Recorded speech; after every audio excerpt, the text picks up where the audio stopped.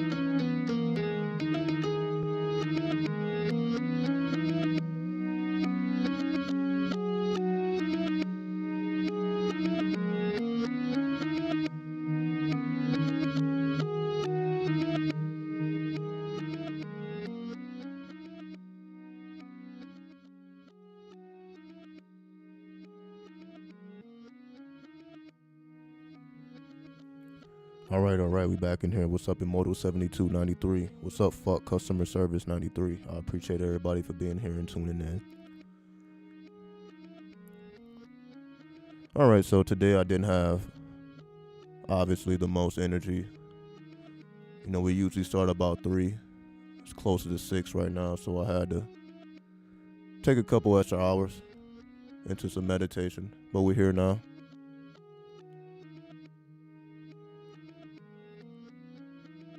What's up, Goddess Incarnate? Peace, peace, peace, Queen. So today we're going to speak on Hyperion consciousness. And for those who may not be familiar with Hyperion, allow me to give you some understanding here. So first and foremost, Hyperion, there's multiple ways of viewing Hyperion. So I'm going to introduce you to the multiple angles. So one of the angles of Hyperion is actually a satellite of Saturn, which was discovered in 1848, which represents the 19th century.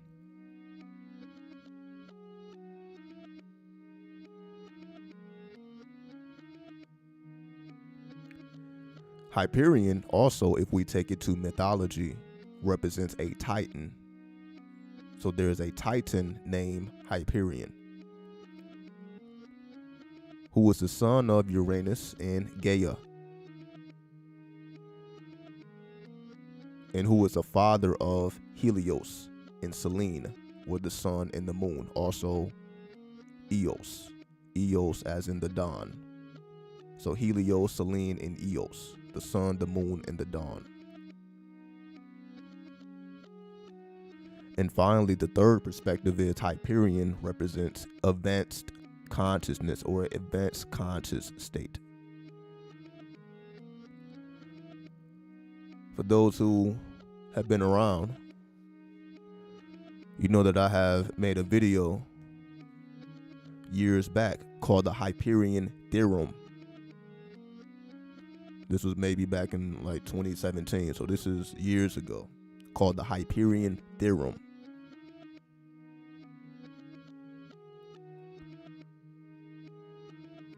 What's up, Sharice? Salute to you. Much love and respect. Much love and respect. I appreciate you for tuning in.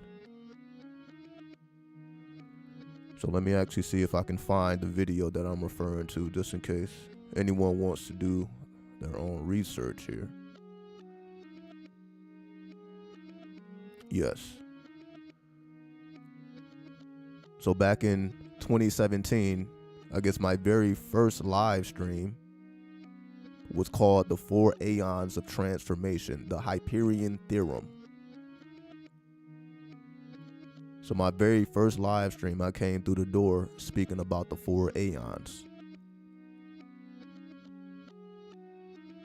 The 4 Aeons represent, you can say, the 4 cycles, or the 4 phases, the 4 ages.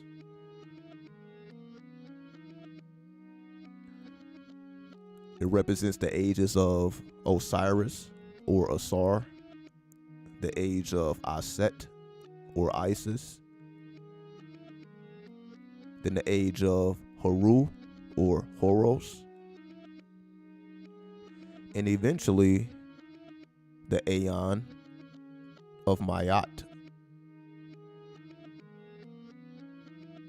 So after the Aeon of Haru, we go into the Aeon of Mayat. In that particular video, I spoke about the 4th Aeon being the Aeon of Set.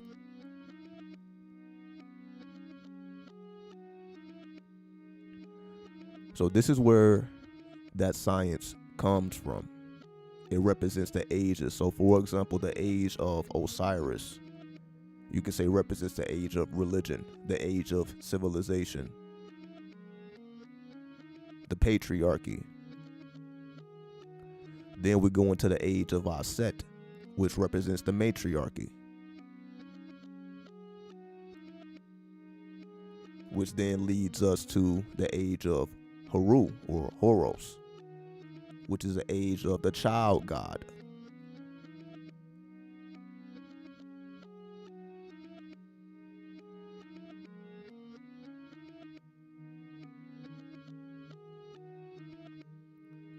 Been having these mind-melting experiences, pretty much going crazy the past few days. I quit my job last week, no plan. Want to thank you for your subconscious teachings and that sigil and vid.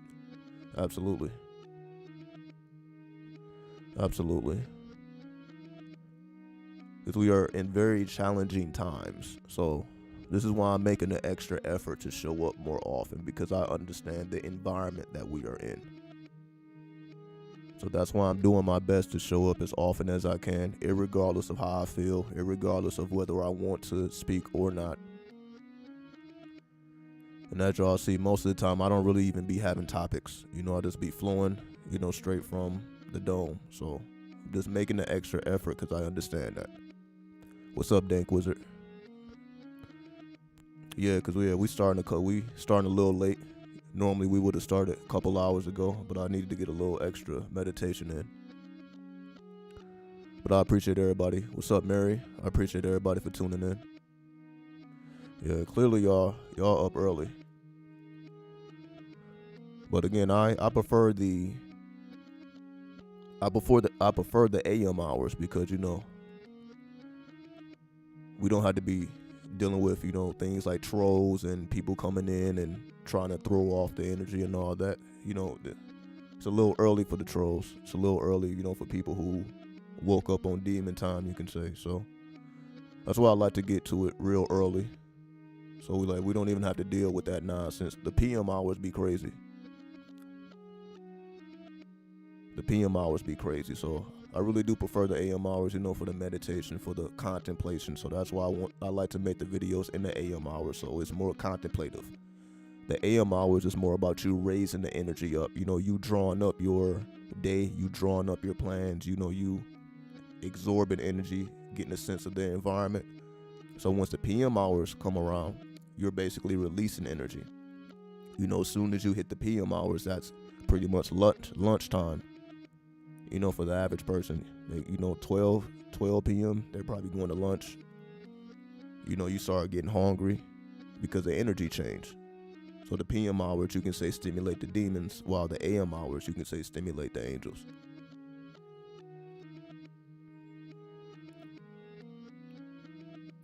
You have literally shaped my consciousness to the correct grid. Numerology and everything makes more sense now. And that's what I'm here for. So as long as I'm doing that, then I'm serving my purpose, because that's why I'm here. So I appreciate you sharing that, because that's exactly why I'm here. 9 a.m. And see, here we go with New York, 9 a.m. Yeah, New York always be stunting on us. Like, oh yeah, I see y'all in 6 a.m. Yeah, we in 9 a.m. over here though. So much love and respect for New York. See, I like that mentality. I can't even trip on it. Yep, y'all are in the future. I mean, we still in the past. I can't even say nothing about it. Shout out to New York. Shout out to the East Coast. Shout out to everybody in the future. You know what I mean? It's much love. We speak through the time zones. That's what we do. We speak through the time zones. And we don't sleep. I only know because I've been there. I only know. It's like I understand that New York mentality. I only know because I've been there, and I have so much respect for it. Like, just outside of hip hop, you know, I be speaking so much about hip hop, but even outside of hip hop, like, New York was very impressive. You know, I don't have anything negative to say about New York. I'm not saying it's a perfect place, like, but even with the negatives, it's like the negatives don't even bother me too much. Yeah, so it's always much love to the East, always much love to the West, you know. We got to be universal, so shout out to the East Coast, shout out to the West Coast, always and forever. Yeah, the vampires, you know. That's that there. That's where you go to meet those vampires in New York. It don't make no goddamn sense. The culture is completely different, you know, versus the West Coast. Two completely different cultures. 93, you rocking with Florida? Well, my perspective of Florida, I don't have anything bad to say about Florida either. I know it's one of the most beautiful states, you know, in the country. So I can't take away that. One of the most beautiful places in the country, especially the beaches, you know, the atmosphere. You know, it's perfect. Like, if you're a type of person that's health conscious and, you know, you like that sunlight, you like the beaches, you like that clear water, you know, Florida is where it's at. You know, you can live that natural lifestyle to your utmost ability in Florida. So I really don't have nothing negative to say about any location because every location serves its purpose. And that's what I go to show. You know, that's why I say reporting live from the desert. You know, reporting live from Las Vegas, because Las Vegas serves its purpose. You know? So depending on what city we in, depending on where we are on the grid, we are being influenced by certain elements, by certain spirits, by certain crystals in the atmosphere and inside of the earth. So there's a whole electromagnetic grid happening underneath our feet. And that's why I've always been talking about knowing the spirit of your city, knowing the ruler of your city. That's why I've always said that, because everybody has a different influence, which gives its pros and its cons. India is where I want to be. The Tibetan music has been touching me lately. The Hindu gods have my awareness. And shout out to you, you know. The East is always supposed to inspire us. So I completely understand. You know, that's why I always speak so much about Tantra. You know, I'm always speaking about respecting the East, you know, in the Eastern occultism, you know, the lunar science, you know, the moon people. You know, I always encourage, you know, to study the East, but not to mimic the East. We study them. But right, unless you plan on actually going over there, we understand that we have to live a Western life. So it's absolutely necessary to get the studies on. How can you look into the ruling city, the ruling spirit of a city, county? You look into the history. You look into the history. You look into the events that were corresponding at the time of the creation of the city. So you can say, like, some cities are named after people. Some cities take on the last names of people. You know, so essentially every city, every street, you know, even streets have the names of people. So every city has a history as to what type of energy they're trying to manifest, because we understand the cities were created by Masons. right? The whole grid, especially here in the US, was created by Masons. So it was created astrologically. It was created with the intentions of knowing the alignments and the constellations. That's why no matter where you look on the earth, we were always aware of the stars that was above us. See, many of us don't know what stars are above us. Meaning you may be in a city and you don't know what stars are right above you. We may know about the planets, but we may not know about the stars. Because that's going to give you insight as to, well, these were the energies that were influencing this particular city. Because according to the particular grid, these particular stars have a greater influence. So depending on where you are on the grid, there's going to be certain stars and constellations that have a greater influence than others. So in my case, in the case of Las Vegas, we understand Las Vegas to be known as Sin City. And Sin City takes you to a Sumerian deity, a moon deity. Sin is a moon deity. So in this case, just going by the history of the city takes us directly to a Sumerian deity. Now, of course, every city is not going to take you to a Sumerian deity. Every city may not take you to a deity. Some cities may take you to an actual person. But their memory is kept alive because the cities take on these names. So now they become more than, you can say, a person. They become an energy. Once a city takes on the name of a person, now that person becomes an energy, a living energy. So that's why it's absolutely necessary to just do your history as to the foundations of your city. And once you know the foundations of your city, by doing some research, you're going to know exactly what's going on. Like, this story of this particular city resonates with this particular deity, So it's a little trial and error. I'm not saying it's the easiest thing to do. It's a little trial and error, but it will be well worth it. Because not only are you learning about your particular history in your city, you will also be learning about yourself. Because depending on which energy or which deity rules over that particular city, you're going to know what influences you and what attributes you have, especially if you were born there. Depending on where you're born and also where you live. So we are being influenced by certain stars and constellations depending on where we were born and also where we live. So there's all type of star magic going on that we're just not aware of. So all this is doing is encouraging you to become aware of what constellations and what stars have an influence over your particular city based on where you are located on the grid, which will help you to tap into your particular attributes and your particular talents that you may not necessarily be aware of because of the location you are in. So for me, like, I wasn't a magician before I came to Las Vegas. Before I came to Las Vegas, I was living in LA, just doing what people in LA do. It wasn't until I relocated to Las Vegas that I began to basically become 93. I didn't become 93 till I came out here.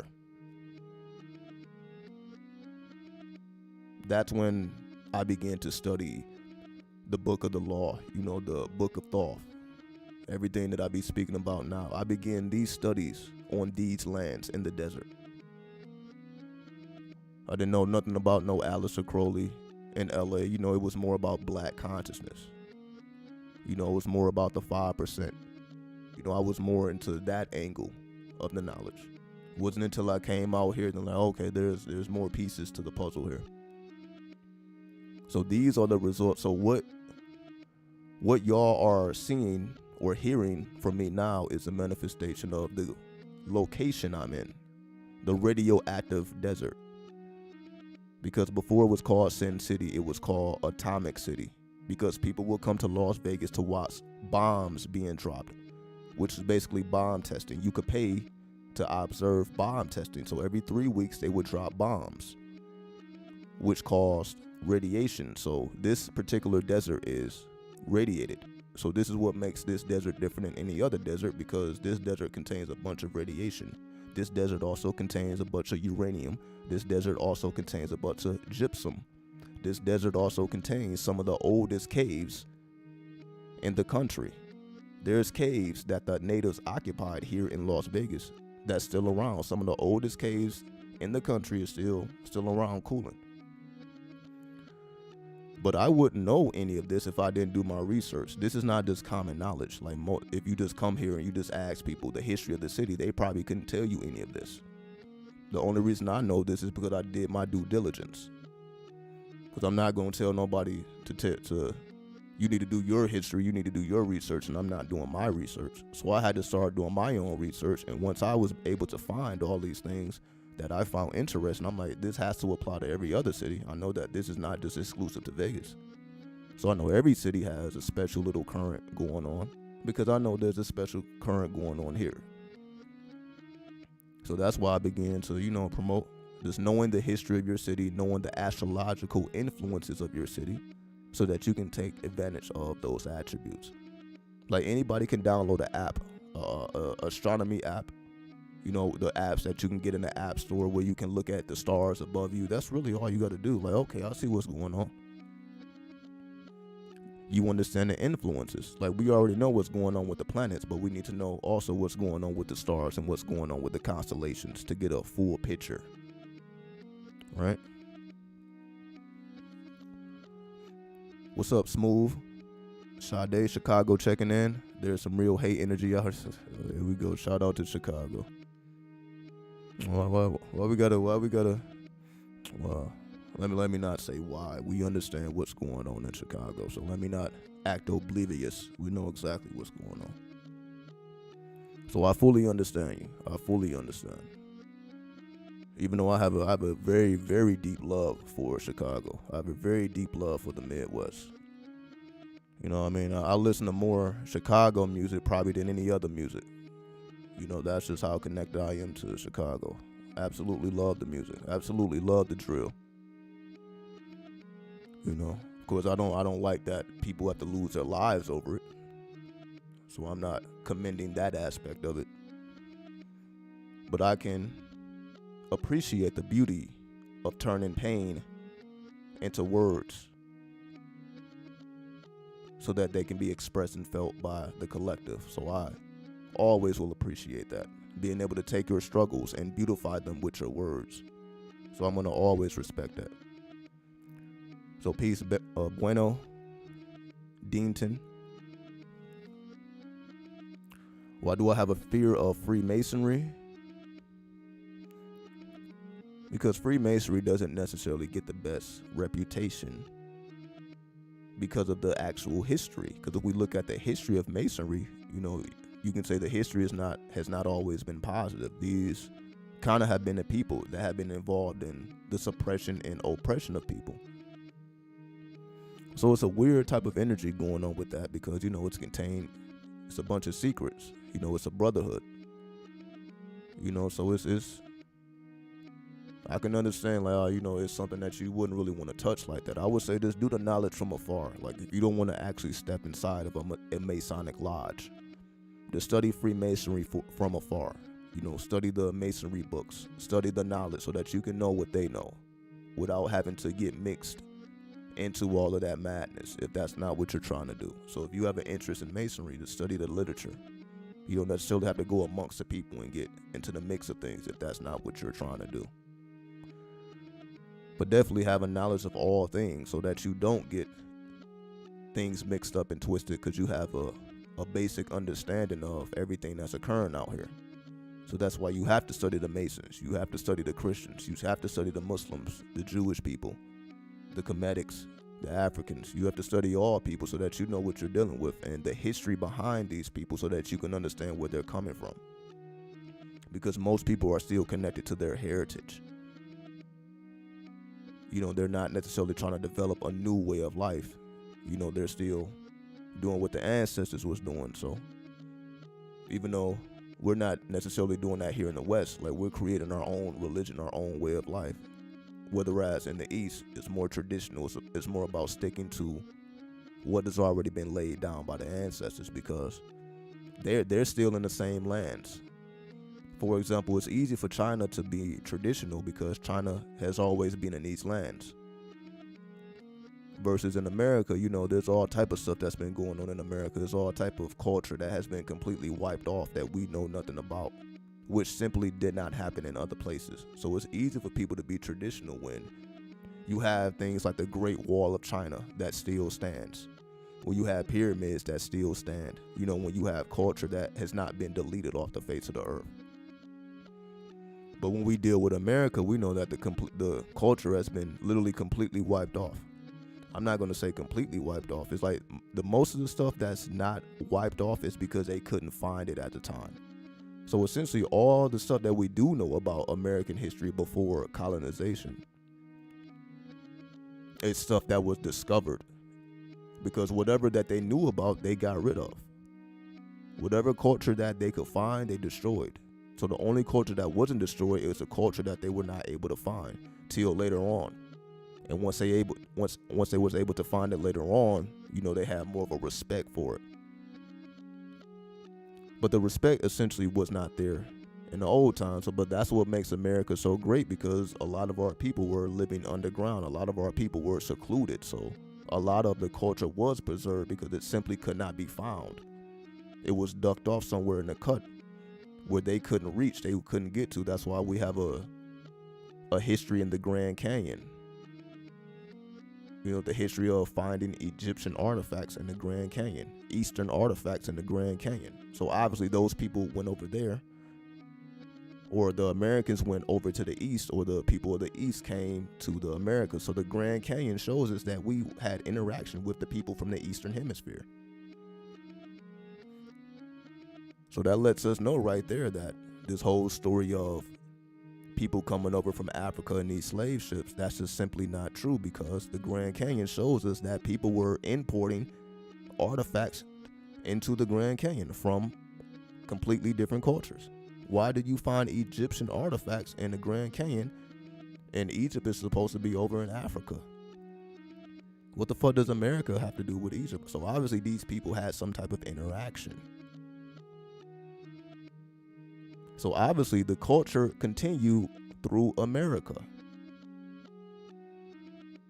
because you're not finding Egyptian artifacts nowhere else, but you find them in America in the Grand Canyon. So that's where the culture continues. So you can say Egypt resurrected in the West through the Grand Canyon. But we already knew that if we are studied, we already know Egypt was going to rise in the West.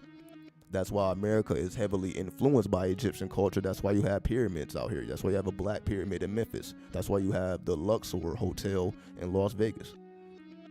So the American culture is heavily influenced by the Egyptian culture, but now we see why that is. That wasn't a coincidence. That wasn't, a group of people looking at the Kemetic science, we're going to go this way. No, they found things.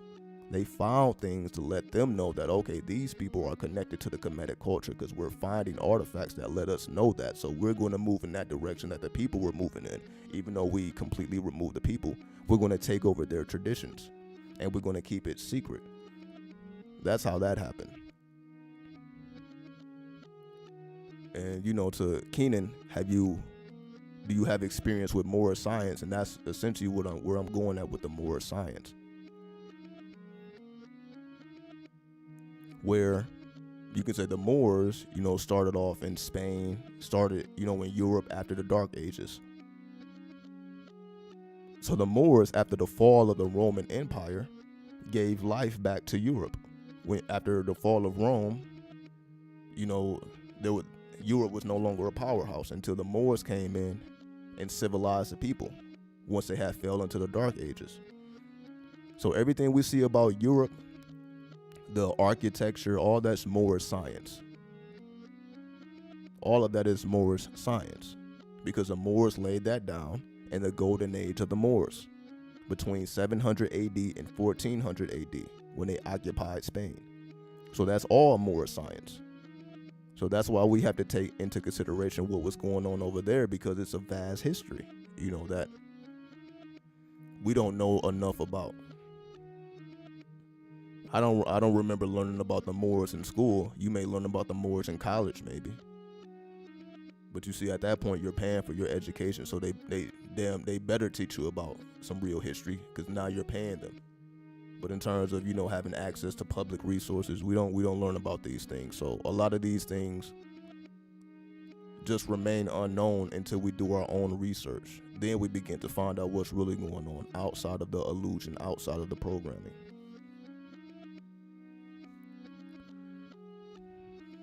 My grandfather was a master mason because being a mason at the time was the thing to do.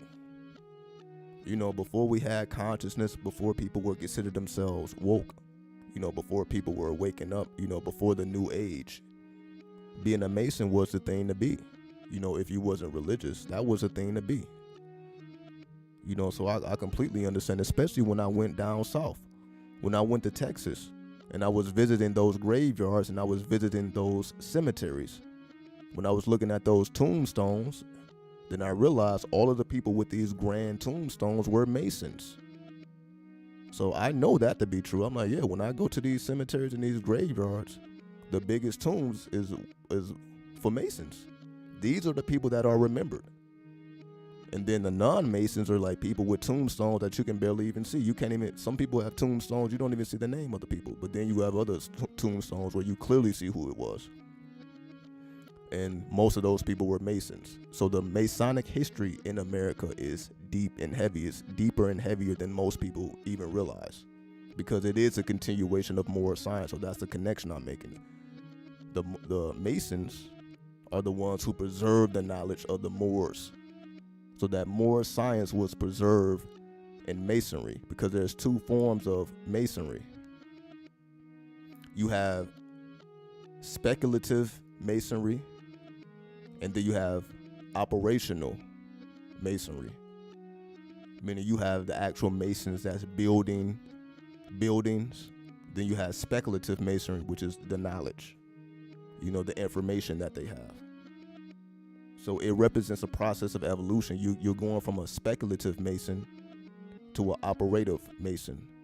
You're going from someone who's just speculating about things to someone who's actually laying down the foundation and building things. So that's essentially what you would be doing, becoming a Mason. You're becoming a builder. You're becoming a master architect. And in order for you to become a builder and a master architect, you must learn this Moorish science. Now, they're not going to tell you it's Moorish science. But if we study the history of the Moors, we know exactly where it came from. So as long as we keep the proper perspective in mind, we can go into any world and get any knowledge and not be confused by it.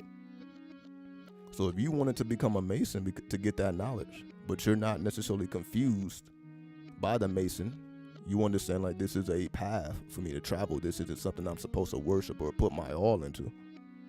I just want to know what they know.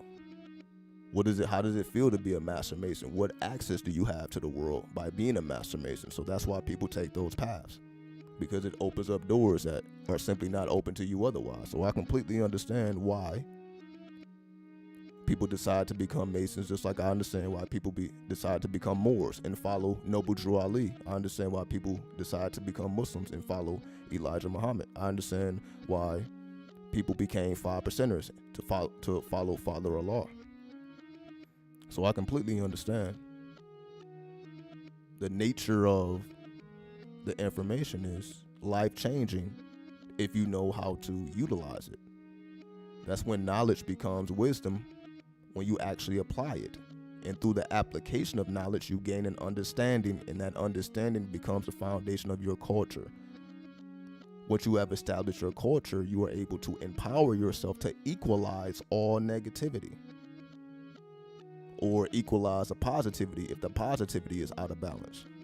You know how to put things that are in balance and bring them into equality. And that's what makes you God, because God builds or destroys as necessary. And that's what gives God the ability to bring things into existence through this process of alchemy. It's an alchemical process, because everything is contained within that cipher, that 360 degrees of that cipher. And that's supreme mathematics, taking it to knowledge, to born, and then add a cipher. That's supreme mathematics, just right there, just that simple. I was in Philly and was told Djinns have a stronghold on the city, hence all the murders and savagery. So when we speak about the Djinns, now we're going into the Islamic information, because the Djinn is different than a demon. So we learn about the Djinn essentially from the Quran. Right, so that's going into the Islamic traditions. And we know how heavy Islam is in Philly.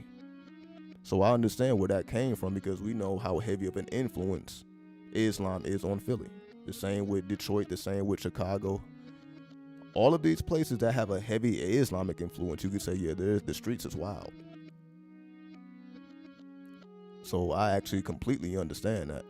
Yeah, these places that release these jinns are completely, I'm not going to say completely chaotic, but there's a chaotic element. Because there's levels to Djinn magic. That's essentially what it comes down to. You have levels of Djinn, right? You have the more wild Djinn, the more crazy Djinn, then you have the more smooth Djinn. So the average person is dealing with the lower level Djinns. So the lower level Djinns, you can say, the one that want to commit murder, the ones that want to cause chaos and, just on savage time, on demon time. Those are the lower forms. Because in the higher forms, you have to be more strategic. You have to be more sophisticated. So yeah, it's cool to be a savage, you can say, until you realize that there's more levels here.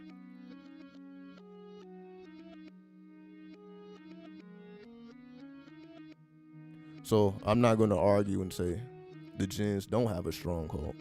But this is why it's necessary to have knowledge of the jinns at all so that you know what you're dealing with. That would be my advice.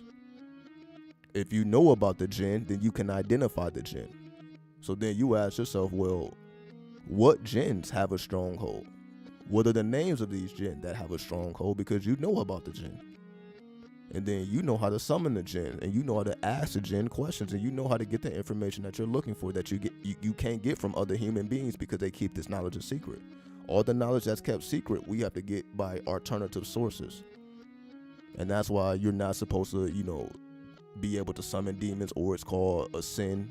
It's called devil worship and working with the devil, because these is how you gain answers to questions that can't be answered by human beings.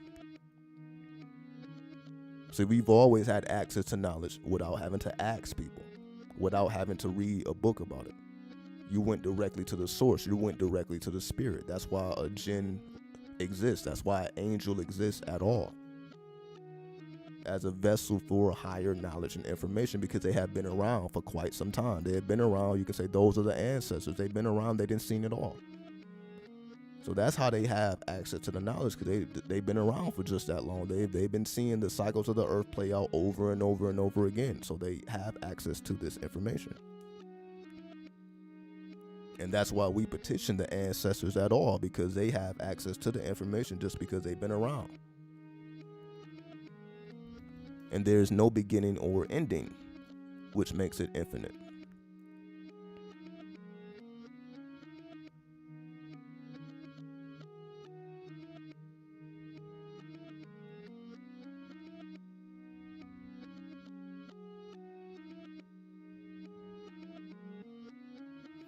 Yeah, I heard about the guide stones being blown up, one thing after another. See, I didn't even want to talk about that, but here it is coming up. See, I didn't want to talk about that, because as we see, that literally happened right after I did that channel from hell. I was kind of taken aback. I'm like, damn, didn't I just do a video called Channel from Hell? Everything you don't want to know then, because they were calling those stones satanic. They called those stones satanic. Like, we don't even know why these stones are here. The average person didn't even know the purpose that those stones served. It was like anonymous. So people were considering it satanic. It was a lot of conspiracy theories surrounding those stones. It was so much so that somebody took it upon themselves to blow that bitch up, because of the stories about it. So somebody wasn't feeling it, and somebody like, yo, this doesn't need to be here. We need to destroy this. So somebody took it upon themselves to destroy it because they felt it was satanic. So I'm like, okay, so they decide to blow up some satanic stones. And the same day, I do a live stream called The Channel from Hell. That's how you know it's in the atmosphere. That's how y'all know, okay, I don't just be saying this stuff. It's in the atmosphere. Somebody else was on Demon Town. It wasn't just me. It wasn't just me, clearly. It wasn't just me.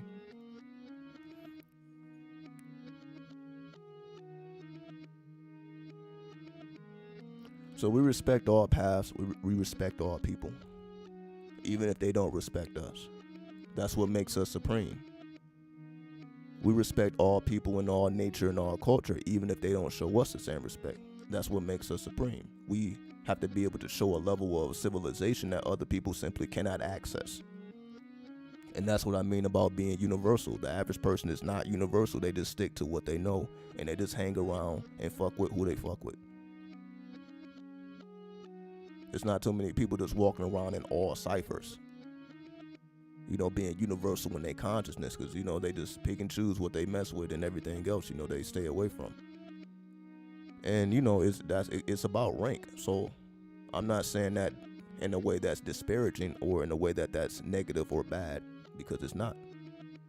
It just means that there's levels to this shit. There's levels to becoming universal or universally minded, to have consciousness of the universal laws. There's levels to it. That's why I said you got the lower Djinn, but then you got the higher Djinn, who done been around even longer than the lower Djinn. So it's like they're not children anymore. So like it's the children that that want to rob, steal, and kill, and do all type of madness. Those are like the kiddie Djinns. The kiddie Djinns, it's like children. They love blood spills. They love blood sacrifice. But the higher Djinn is like, all right, we ain't really fucking with them. Because they've been around even longer than those Djinn. So they're like, okay, we don't ride like that. Now, of course, the average person doesn't know this. The average person just thinks all demons and all Djinn are evil and they're all demonic and they're just all out to destroy everything possible. But that's just the kids. Just like they say, the youth is the ones causing all the issues, in the hoods. It's the same thing with the Djinn. It's the young ones. It's the lower rank ones. And that's why the kids are so influenced by these lower ranks, because those Djinns, you could say, are children as well. It's not until you deal with more mature spirits that you realize, okay, this is just a certain set of Djinn. Just like there's many different types of Djinn. That's what most people don't realize. It's not just one type of Djinn. There's many different types of Djinn. See, everybody doesn't know that, so I can actually type it in right now, just to give more clarity here, because I wanna give the actual names. So yeah, this will be like the only time I actually look up anything. So I'm actually looking this up now because I want to just give the accurate names. Most of the time I don't even look this stuff up. But yeah, you have ghouls. You have Hin, Hinn. You have ghouls. You have Hin. You have the Ifrit, Ifrit, the Ifrits. You have the Jann, the Jann. You have the Marid, Marid. And those are, you have the, what is this? The Nas. You have the Nas, Nas, the Nas. You got the Pallies, or the Palace, or the Pallies. And you got the Shaitan, which is a whole different category, right? Then you have the Sid, the Shid, or the Sid, Shiqqq. Then you have the Silat, Silat, the Silat, which are shapeshifters and some of the smartest Djinn. They can mimic human appearances with ease. So we see there's many different types of Djinn. So that's what I mean by there's rank. All Djinns are not the same. They all don't have the same intentions. Some intentions are bad, some are good, because according to the Quran, the Djinn make a decision as to whether they want to be positive or negative. It's up to the Djinn to decide whether they want to do right or wrong, just to use these basic examples. So it's not necessarily their nature is just negative. They made the decision to be positive or negative. So that's what I mean by rank. There are some Djinns that are just negative, and there are some Djinn who don't give a fuck about none of that. So that's what I mean by rank. So when we are introduced to the Djinn, we're probably introduced to the more demonic Djinn, the more wild Djinn, because they're more spoken about. But there is higher levels that are really not spoken about. because you have to put in some work just to get to those higher Djinn, the ones who have the knowledge, the ones who can really put you up on game.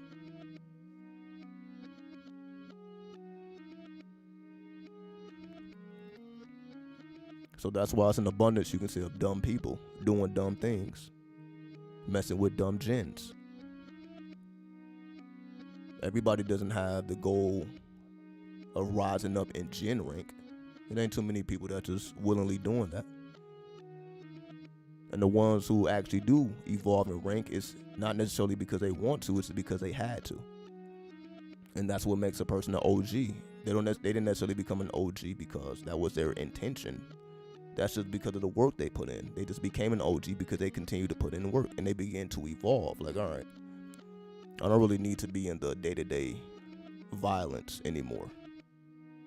You know, I can make things happen behind the scenes without putting my life in danger every day.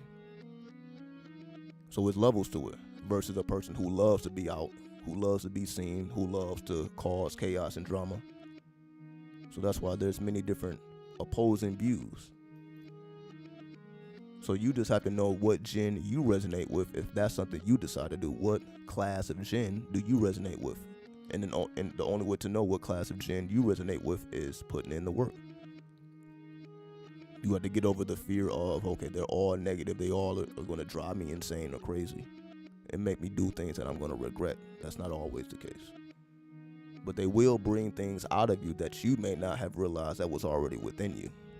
So if anybody does start acting crazy working with Djinn, it's not that it's the Djinn's fault. It's just unconscious forces that they're able to trigger within you. So you have to be prepared for it. They may trigger some unconscious forces to be released that you didn't know that was within you, but you may blame it for the Djinn, and that's what most people do. Most people work with demons or Djinn and some negative situation happens, but it was a release of their own karmic forces, of their own psychic forces, but they just blame it on the Djinn. But the Djinn just triggered it to be released. But the Djinn didn't necessarily put the energy there in the first place. The energy was already there. They just caused it to be released.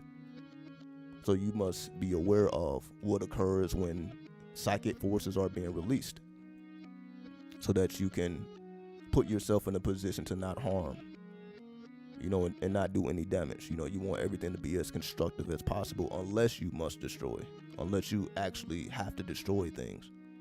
But most of the case, we're doing it to be constructive and to rise up in the rank.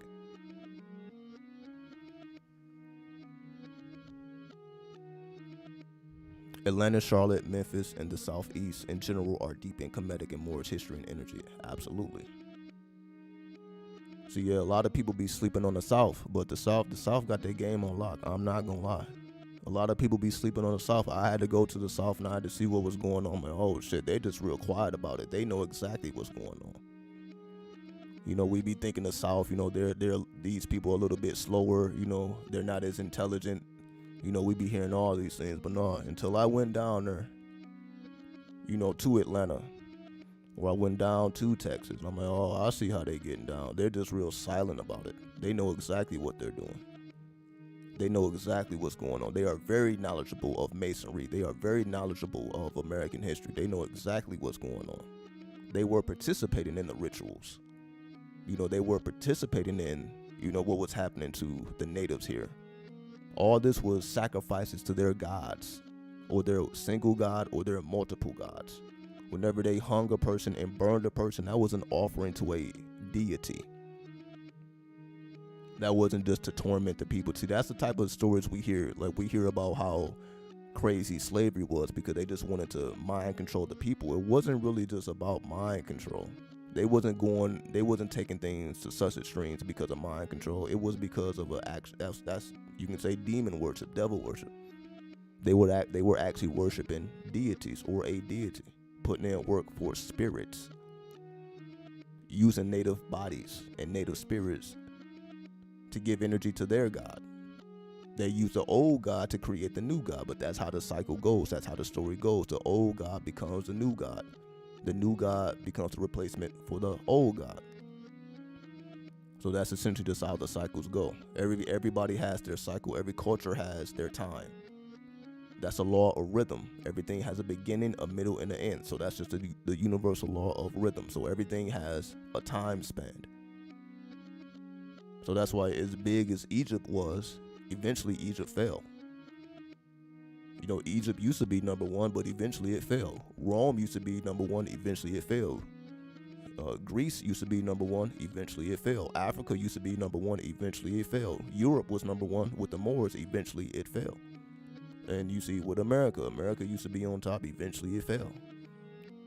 You know, so that's just the cycles. It ain't even because somebody did something right or wrong, it's just everything has an appointed time. That's what it means to be Hyperion. You must understand everything has an appropriate time. The timing must be in accordance to the ages.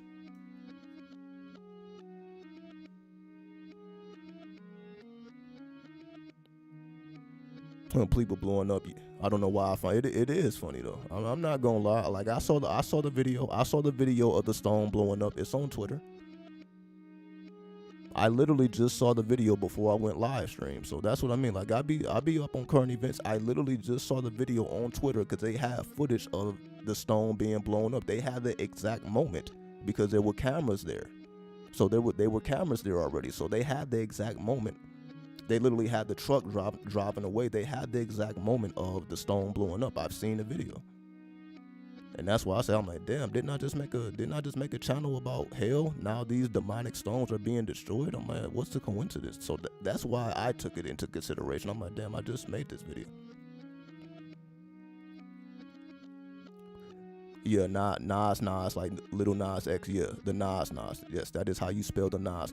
Yes, that is how you spell it. Yes.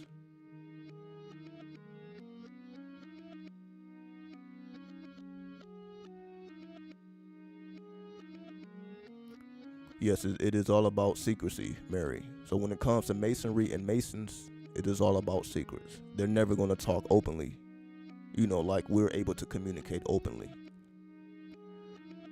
And this is why I couldn't be a part of any type of lodge or any type of organization, because you're not allowed to speak freely, because you have to take an oath.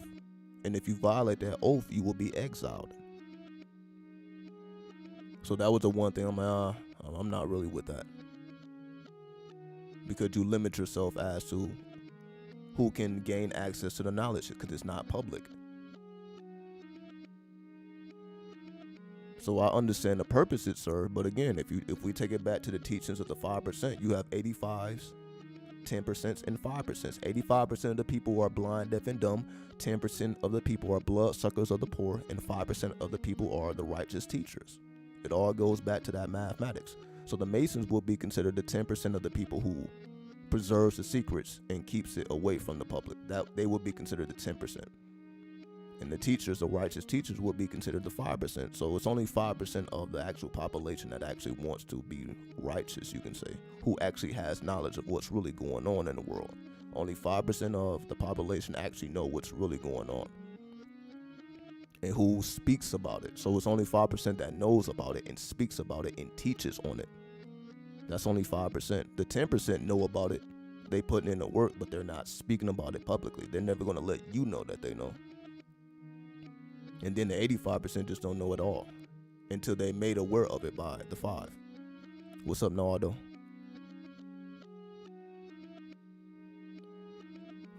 Are the shaitan closest to Iblis? Exactly. That's a whole class of Djinn. So that when we speak about the shaitan, we think we're speaking about one being. See, that's the difference between like the Islamic teachings and the Christian teachings. Like when they speak about the devil or when they speak about Lucifer, they're really talking about one type of being.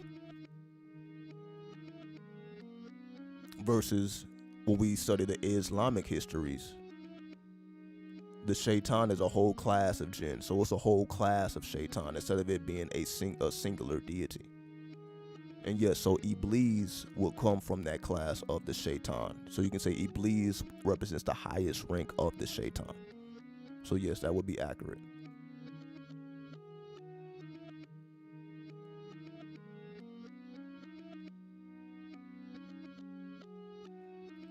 So this is what it means to be Hyperion minded. Remember, Hyperion is a titan. Hyperion is a titan. So this represents the underworld deities. Remember, the Titans were defeated by the Olympians, and we're just talking about Greek mythology. The same way Tiamat was defeated by Murdoch or Marduk.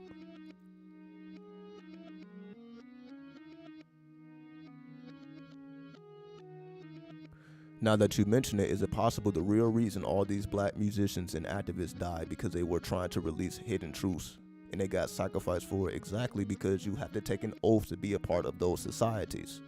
If you consider yourself a part of the industry, you are not allowed to speak about what occurs within that industry. So yeah, that's exactly what happened. They get sacrificed because they break the oath, and then they are allowed to be killed. That's what happens when you take that oath. That means you are allowed to be killed. So when they die, nobody even has any karma for it. That's just how deep it goes, though. So it's like, it ain't like these people get killed and somebody got to deal with that karma. No, because they took the oath and they violated the oath. That means when they died, nobody's going to get karma because of that, because they violated an oath. So that's going to be taken up, you could say, in the spirit world.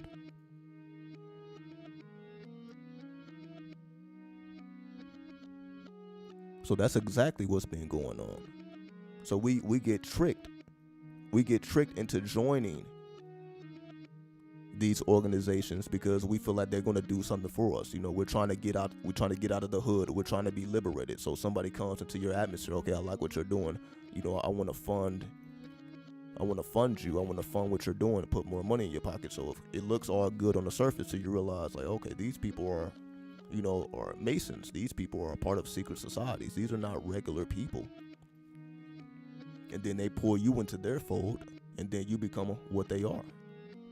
And they've been doing this. They've been, sliding up in the hood, putting money in people's pockets, funding careers that we don't know nothing about. They got their hands in their pockets and all type of rap music, all type of cultural stuff.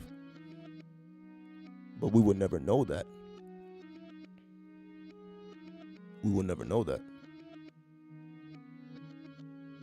So yes, many of our people get caught up, even if you talk about what's happening in Chicago. There's a lot of masonry in Chicago.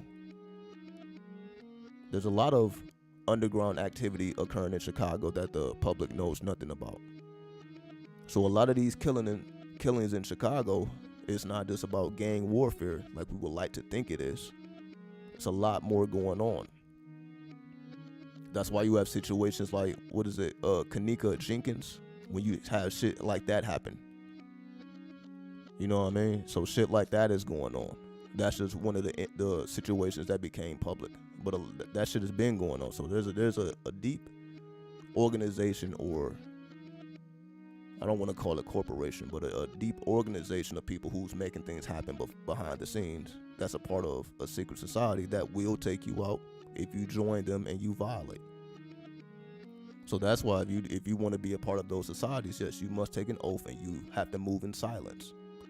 That's why most of these celebrities or entertainers, they don't give back to the people in the way that you would think. Like I just saw a recent article about Rihanna being the youngest billionaire. Rihanna is the youngest billionaire. So we have all these entertainers with all this ridiculous amounts of money, but we see nothing is changing. Rihanna's 1.4 billion is not going to change anything. That's really just for her and the people that she cares about to enjoy their life. It's not going to bleed into none of these hoods. It's not going to bleed into none of these organizations that's trying to help kids. That's not going to happen. Exactly, the girl that got trapped in the freezer. Exactly. It's all type of stuff going on. It just got revealed. That was supposed to happen and nobody was supposed to know about that. But that's just one example of the many examples of things, unusual things occurring. See, we get caught up with all the gang violence. We get caught up with all the killing. But that was a situation that went a little bit further than that. Like, oh, there's some extra shit going on here. It's not just about gang warfare. There's extra layers. That's just the surface. See, we get caught up because when we think about Chicago, we think about all the violence and the killing. But that's just a mask for what's actually going on. So as long as we continue to kill each other, they can perform what they perform, and that's how they work. As long as we continue to devalue ourselves and not honor ourselves, they can do what they want to do to us. Because we keep up the veil. Because long as we continue to engage in like the black on black crime, black on black violence, they can do what they do and they can always blame it on black on black. Well, y'all kill each other. Fuck it. So as long as we begin to cast that veil, they're going to get away with what they get away with. So that's why you can say Chicago is so corrupt, because they're going to always blame it on the gang violence. So because of all the gang violence, they're able to be corrupt. They're able to do things under the table that nobody know nothing about. And they're going to always blame it on, well, these gangs are out of control, so we can't stop them. We don't have nothing to do. When in reality, it's scams. It's manipulation going on. And that's for anywhere. I don't want to just make it about Chicago. That's for any place. This is going on all over the place. And yeah, shout out to Triple X. I remember doing a video about him back in 2018. And it's because he was a head honcho of the youngins. See, that's what it is. He was a head honcho of the youngins, just like Tupac was a head honcho in his time. You can say the greatest of our time, it was Triple X. You see, a lot of rappers die, but they don't live on the way he lives on. Like he lives on a way that, like Juice WRLD, like XXX, Juice WRLD. Like everybody who dies don't have these supreme legacies that now people take it and run with it. Now they didn't create whole hip hop styles, based on what these men did and what these women did. Because I always want to honor the women as well, who may be behind the scenes, but they are very pivotal to the success of these men.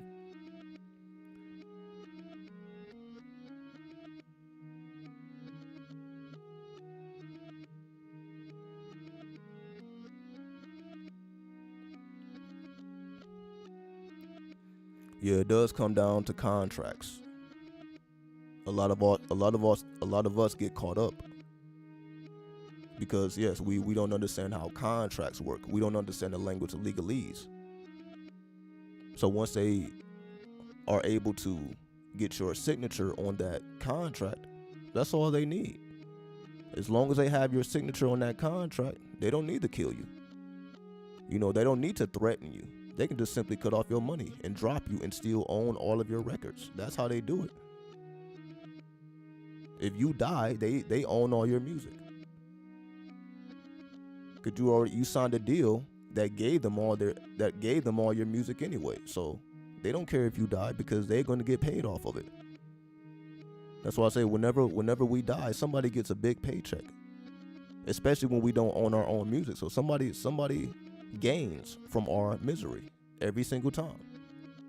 Because most of these people don't own their own music. So somebody else is getting paid. Somebody other than their family. The people that should be getting the benefits of their legacy are not even getting the benefits because they didn't own their own music because of the contracts. And because we be so desperate to relieve our stress, most of the time we don't even care. Most of the time we don't care that we're signing over our rights because we're concentrated with the money that's right in our face. We need our bills paid right now. We're not really looking at the long term. We're not looking at the long game. We're not looking at, okay, these royalty checks will get bigger and bigger and bigger, but it's going to take a little time for that. We're trying to get the million out of the door.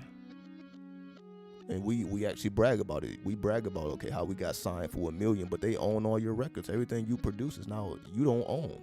You get paid for your shows. You get paid when you go on tour. You get paid from your merchandise, but you don't own your own music, which is the goal.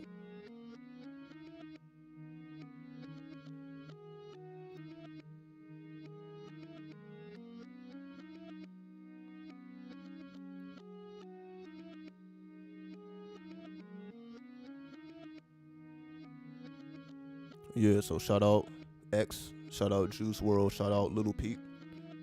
Shout out what's the guy's name? Mac Miller. Shout out to the Mac Miller. There's just so many. It's more than I can even name. Yeah, so many of us get trapped into this. But the only thing that stops it is knowledge. The only thing that's going to keep you safe from all this manipulation is knowing who and what you are and what you have to offer, and knowing the value of what you have to offer. And the value is in ownership. As long as you own something, you can make something happen. As long as you own your brand, you own your content, you own to the point where somebody else can't just take your hard work, then you're going to always have the ability to make something happen through ownership. Whether it's physical ownership like land and real estate, or digital ownership like copyrights. As long as you have some type of copyright, as long as you have some type of ownership of what you're doing, then you're all good. But again, if somebody come to your door offering you $1 million, the average person is gonna take that. Like, okay, we're gonna own your master, so but we're gonna give you $1 million and we're gonna change your family. So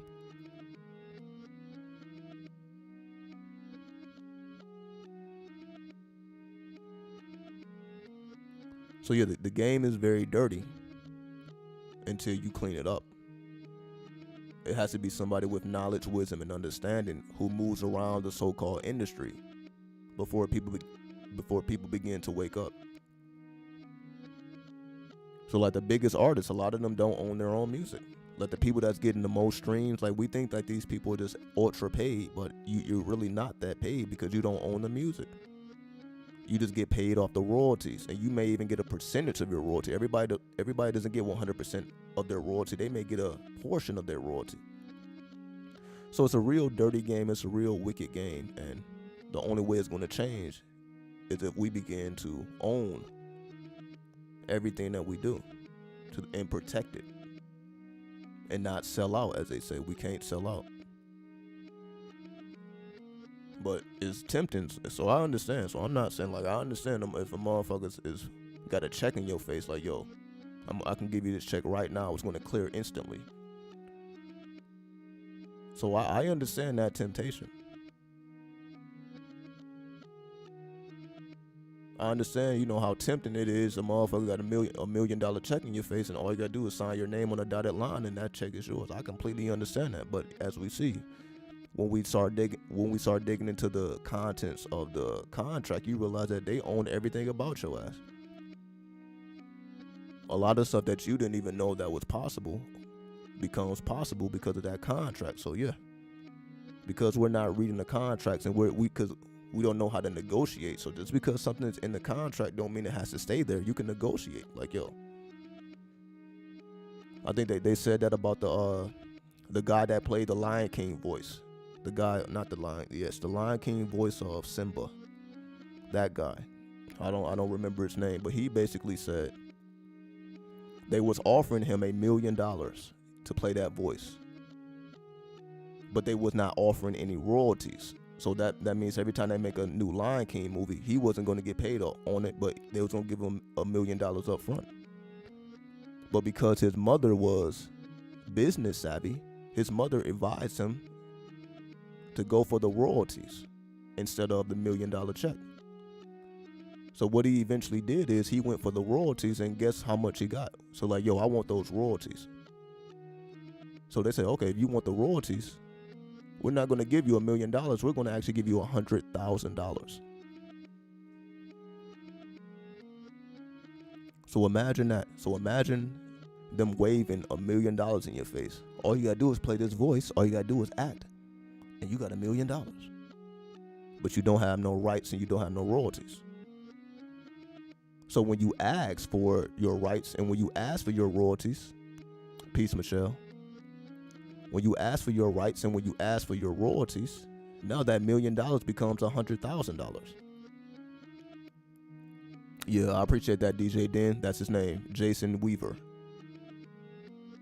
Simba's singing voice. Yes, there you go. So yes, that's his name. Thank you for that knowledge. So instead of getting $1 million, he only got $100,000. But he ended up making that $1 million over time because he had royalties. So every time they did a new Lion King movie, he got a check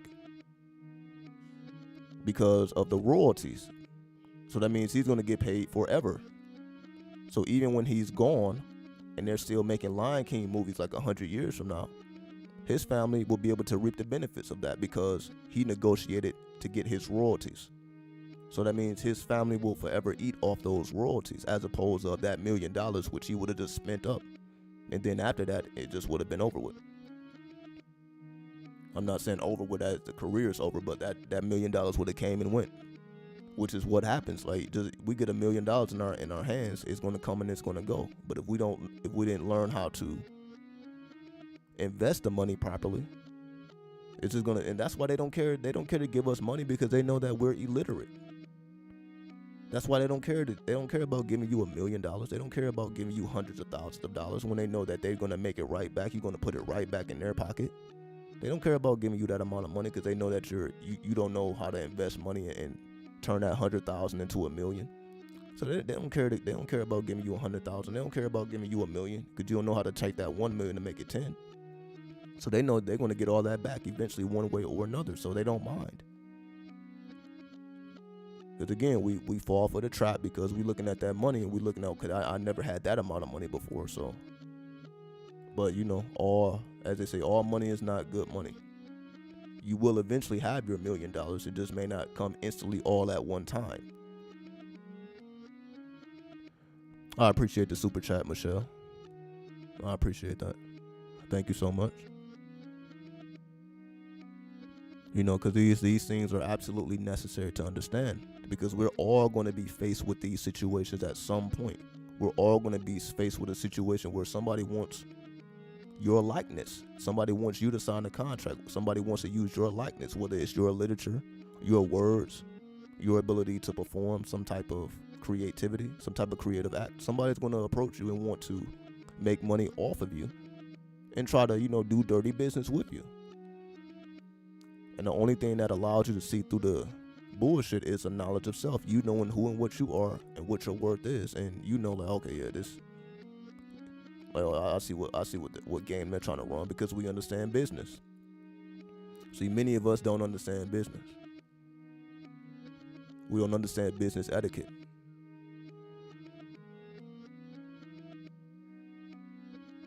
Being able to read the fine lines between the details. As they say, the devil is in the details. So the average person ain't reading the details of a contract.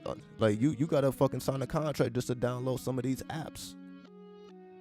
When you join up for some of these social media sites, when we be joining up, you have to sign a contract. But we just hit the agree button real quick, and we don't be reading it.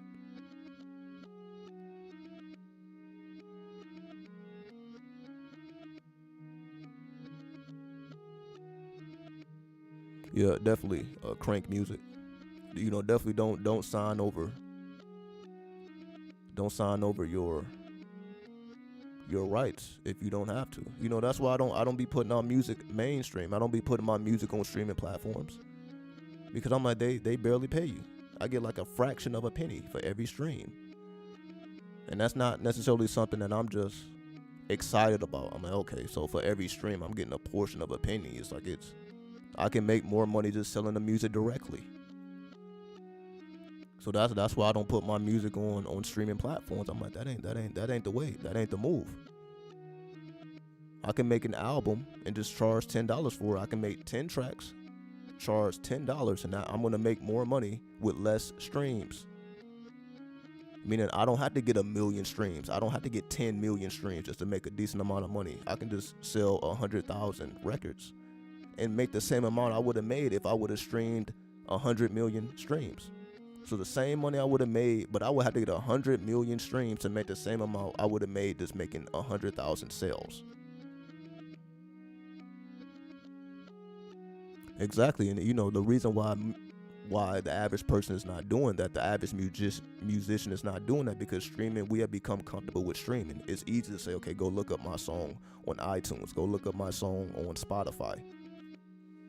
It's easy to make your music easily available to the people, but in terms of that's not where it's at if you're trying to make money. That's more about exposure.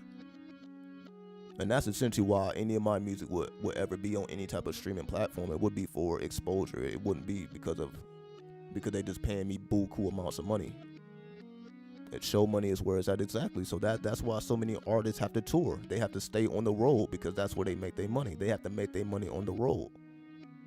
And that's strenuous. It's strenuous when you have to, you in a different city every night. You're constantly on the road. It's a strenuous lifestyle. You become a workhorse, making money for everybody else. So while the record company just sitting up in their offices, they ain't got to go from city to city, perform night after night, weekend after weekend. They can just sit in their fucking office, and they just like your if a manager is getting 20%, your manager just they don't have to do any of the hard work that you do.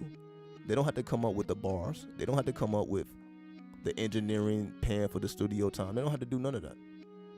But everything you make, they're gonna get 20% of. So just like that $1 million I was speaking about. If you were to be offered $1 million, 200,000 of that goes to your manager. If they get 20%, that means they are guaranteed 200,000 of your $1 million just because they're your manager. Not because they was in the studio with you all night, endless night. Not because they was in the household with you, had to figure out how to pay those bills. Not because they were doing anything of that nature. But just because they're your manager, they're going to make almost $250,000 just by being your manager. Not because they're actually making things happen. So that become the catch-22. So now you have to think about, damn, maybe I just need to manage my goddamn self. Because why the fuck is a manager getting 20% out of everything you do and they don't do much of anything other than take phone calls and set up appointments? And I'm not saying that's not valuable work. I don't want to down the actual work involved. But if the artist is putting in majority of the work, the artist should get majority of the pay. And you could say, well, yeah, they are getting majority of the pay. They get 80%, where the manager gets 20%. But that's $200,000 fucking dollars. If they offer you $100,000, 20,000 of that is going to the manager. So you only get 80, and of course after taxes you may only get 60 or 70. So even with the $1 million, 200,000 of that is going to your manager, but that's not even including taxes. You may only get 600,000 of that $1 million. Like almost half of that is gone after taxes and after the cuts. So the manager may get 20%. Don't let nobody else get a certain cut. Don't let the record label take out a 5% cut. Don't let somebody else get a portion of that, because that's going to be even lower. So even if they offer you $1 million check, you may only get 600,000 of it. Almost half. Well, a little over half.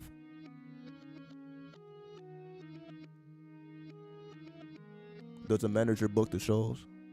Most of the time, it depends on the type of manager. You have managers, you have road managers. So yes, 9 times out of 10, it is the manager that's booking the shows. And that's why they get their 20%, because they're doing all the paperwork. So it's probably the manager who can they can use your name on your behalf. That's essentially what a manager is. So if you are not available, so let's just say somebody wants to have a meeting with you and you're not able to make it to that meeting, your manager can go on your behalf and sign a contract on your behalf. So the manager essentially has power over your pen. So your manager can sign your name when you're not present on your behalf. So your manager has a lot of power. Probably more power than they probably should have, because you really don't know what they're doing. And again, that's why we end up having situations where shit get real weird after an artist die, like FBG Duck. And then his mother can't even release his music. His mother cannot even benefit off of his music because his name is owned by a record label. A record label owns the name FBG Duck. So even though she has music of his that's unreleased, she can't even release it under the name FBG Duck because they're going to take all the money for it. They're going to put a copyright on it. So she's not going to get paid. She literally has to change the name of the artist. So she been talking about she's just going to name it Big Clout. So in order to release his music, she has to release it under the name Big Clout. She can't release it under the name of FBG Duck because that name is owned. So somebody else gets paid other than his family every time something with FBG Duck with it. They don't get paid for that because of the contracts that were signed.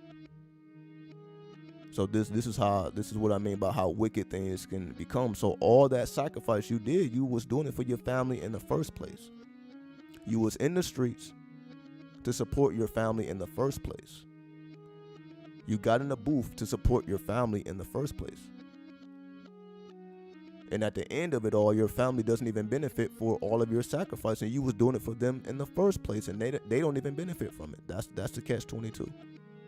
All the sacrifices we make in these streets, all the sacrifices we make at these jobs, all these sacrifices we make in the world, you're probably doing it for your family. And for them to not even benefit from all the sacrifices you were doing because of them, that's the ultimate evil. So all that work you did ends up feeding somebody else's pockets, putting somebody else's kids in school. Somebody else's kids is going to be put through college for the work you did. But your kids, it's not going to be your kids though. That's just how wicked it gets. So you're going to fund somebody else's children's education and can't even fund your own children because you don't own your masters. But the people that do, their kids are going to be good. Their family is straight off of the work you did. Not off of the work they did, off of the work you did. And that's how they play it. The more ownership they have, the less work they got to do. So that's why it's such a wicked game. So that means everything that you are working for could potentially not even benefit the people that you are doing it for. If you don't make the right moves. If you don't make the right moves, the people that you're doing all this for is not even going to be the ones to reap the benefits.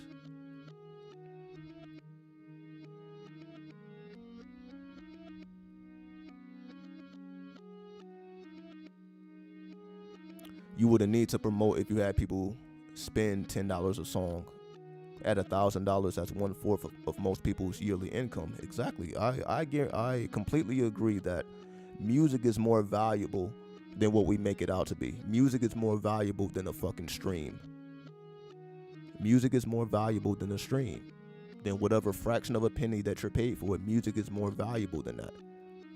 So that's why I have the mentality. I'm like, yeah, I have to put out the music the old way. If I'm trying to make any type of decent type of money from the music, I gotta do it the old way. I gotta do it out the trunk. I gotta okay, it's $10 a pop. That's the only way to make any in terms of if I want the people around me to benefit from my works, instead of signing a contract, I have to do it that way. You have to do it the hustler's way. You have to do it the entrepreneurial way. And that essentially should be the way that we want to do it anyway.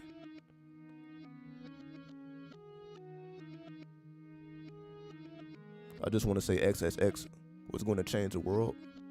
I agree, and that's why they had to take him out. Everything that you see, they were able to see as well. And when I say they, I mean the secret societies. I mean the Oath Keepers. The Oath Keepers knew his potential just like we knew his potential. That's why he's not here. Just like they knew Pac's potential. Just like they knew Big's potential. That's why these people are not here, because this world is not made for them. This world is not going to change like we want it to. There will never be world peace like we want it to be. This world will never be fair like we think it should be. This is just the nature of a flawed world. Going back to the Gnostic teachings, this is a flawed world. So whenever we try to balance this world and make this, make this world more positive, we probably are not going to be successful. Imagine, just think how many people dedicated their whole lives to world peace just for us to not be in world peace.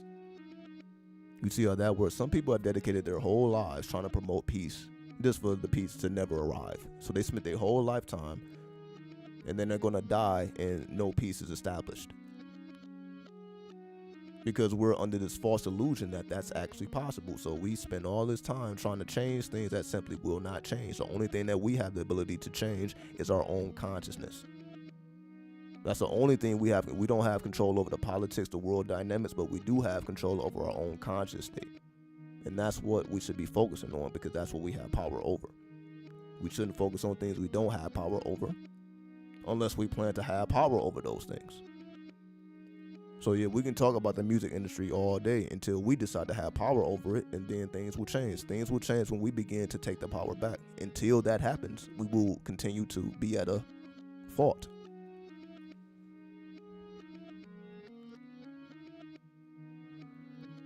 So I believe y'all get the point, just being more Hyperion, being more of a Titan. That's how we are able to navigate. It's not about being an Olympian anymore. It's not about, being clouded up, chasing the fame, being known, being famous. Those days is over. You have to operate like a titan. You have to operate like a ninja. You have to, as they say, they be having all these trends on TikTok. Like never let nobody know your next move. That's a whole trend on TikTok. They got all type of trends.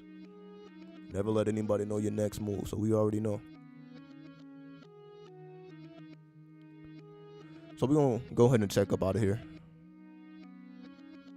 The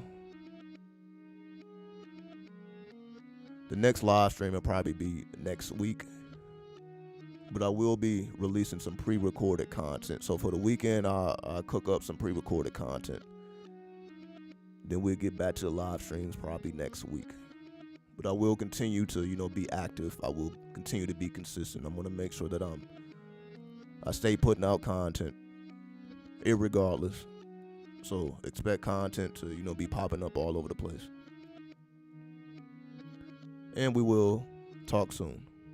I wish everybody the best. 93, 93, 93.